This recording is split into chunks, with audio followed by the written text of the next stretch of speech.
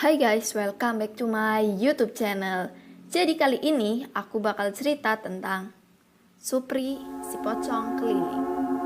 Cerita ini bermula pada tahun 1980. Kala itu Supri tinggal di suatu daerah yang cukup terpencil. Kawasannya pun masih sangat rindang dan sejuk. Supri tinggal bersama istri dan kedua anaknya. Supri saat itu berpekerjaan sebagai petani. Dia pun dikenal sangat keras terhadap anak dan istrinya. Tak jarang, dia memukuli anaknya dan istrinya. Hampir setiap malam, dia beserta temannya yang bernama Supri bermain judi di pos ronda. Selain judi, mereka juga sering mabok minuman keras. 3 Mei 1980. Malam-malam Supri ke rumah Supri untuk mengajaknya bermain judi. Namun, istri Supri justru melarangnya. Dan Supri pun memukuli istrinya sambil membawa uang meninggalkan rumah. Anak-anaknya pun kala itu hanya duduk di pojok ruangan sambil menangis. Seperti biasa, mereka pun akhirnya berjudi hingga larut malam.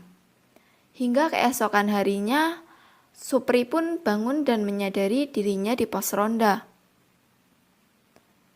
Tanpa pulang ke rumah, ia pun langsung menuju kebun untuk memetik kelapa agar bisa dijual dan berjudi lagi.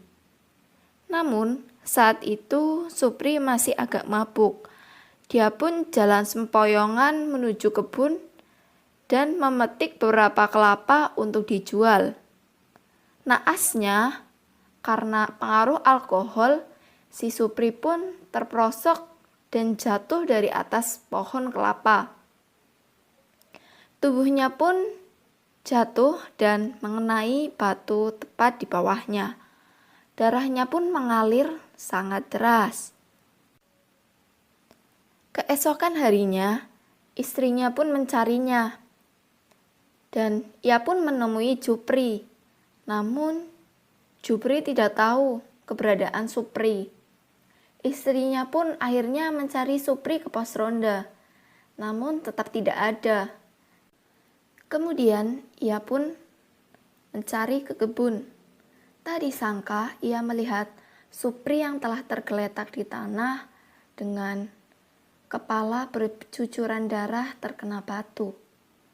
Istrinya pun kala itu berteriak histeris. Jasad Supri pun dibawa warga ke rumahnya dan bersiap untuk dimakamkan.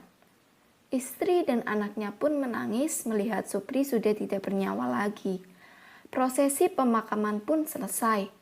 Namun, kala itu istri Supri pun membawa anak-anaknya langsung pulang ke kampung dan tak berniat kembali ke rumah itu lagi. Sehari setelah kematian Supri, hantunya pun sering bergentayangan menghantui warga. Berupa pocong berwujud muka yang sangat hancur dengan mata yang keluar. Pocong Supri kerap berkeliling kampung minta tolong untuk melepaskan ikatan kain kafannya.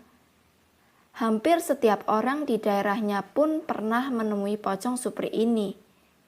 Ia kerap kali muncul setiap maghrib atau menjelang maghrib. Supri yang saat itu tak percaya pun didatangi pocong Supri. Saat itu seperti biasa, Supri sedang menuju ke pos ronda untuk berjudi dengan teman-teman lainnya. Namun, di tengah jalan, ia melihat pocong. Ia pun penasaran dan mendekati pocong itu. Dan akhirnya, pocong itu pun membalikkan mukanya dan Supri pun lari ketakutan. Bahkan, Supri pernah dihantui pocong itu saat ia sedang tidur. Ternyata, bantal gulingnya berubah menjadi pocong. Dan ketika ia membuka matanya, muka pocong yang hancur itu tepat di depan mukanya. Pocong itu selalu muncul di hadapan Supri. Hingga akhirnya Jupri pun menjadi gila dan dibawa keluarganya ke kota untuk pengobatan. Pocong itu pun berkeliling setiap hari. Ia kerap muncul di jendela warga dan yang membuat orang-orang di daerahnya pun tak betah. Tak jarang ia muncul di kebun kelapa sambil terbang turun dari pohon kelapa. Suasana di daerah itu pun semakin mencekam dengan adanya pocong keliling itu. Pocong itu meminta bantuan untuk melepaskan ikat pocongnya yang lupa dilepas. Namun, warga saat itu tak ada yang berani menggali kuburnya kembali, mengingat teror yang sangat menyeramkan, dan akhirnya beberapa warga pun menjual rumah dan kebun mereka dengan harga yang cukup murah dan memilih pindah ke kota. Hanya beberapa warga saja yang masih tinggal di daerah itu. Pocong keliling Supri pun masih menampakkan dirinya, terlebih ketika ada orang keluar rumah saat malam tiba. Ya, itu cerita pocong keliling si Supri. Tentunya dari cerita ini ada pelajaran yang dapat kita ambil. Salah satunya yaitu kita harus berusaha untuk menjadi orang baik dengan melakukan perilaku baik kepada siapapun, terlebih pada keluarga kita sendiri. Sekian cerita seram dari aku. Jangan lupa like, comment, and subscribe biar aku semangat bikin ceritanya. Bye-bye.